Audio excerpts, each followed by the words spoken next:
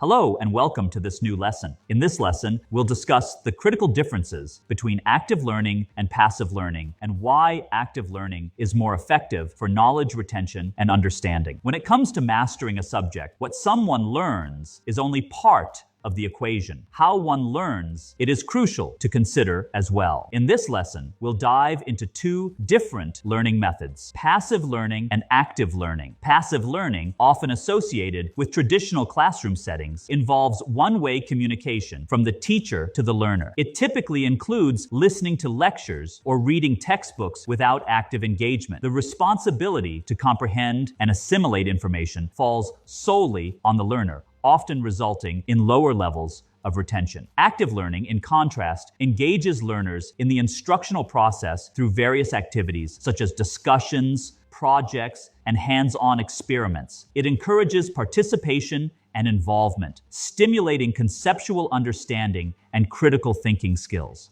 Active learning puts the learner in the driver's seat, leading to better comprehension and long-term retention of information. The differences between active and passive learning are significant. Role of the teacher. In passive learning, the teacher is the primary source of information, while in active learning, the teacher facilitates learning through interactive activities. Role of the learner. Passive learning requires learners to absorb information passively, while active learning encourages learners to participate actively in the learning process. Structure and source of instructional materials. Passive learning relies on lectures and textbooks, whereas active learning incorporates a variety of engaging activities and materials. Methods of evaluation.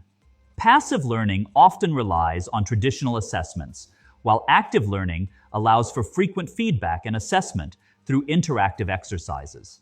Active learning is more effective than passive learning for several reasons: improves short-term information acquisition and long-term knowledge retention, stimulates learners' attention and encourages critical thinking skills, allows for frequent feedback and assessment, leading to better comprehension, encourages application of lessons to real-life situations, enhancing practical skills. In conclusion, active learning is a more effective approach to learning than passive learning, as it promotes engagement, critical thinking, and long-term retention of information. By embracing active learning strategies, you can maximize your learning potential and achieve better results. This is it for this lesson.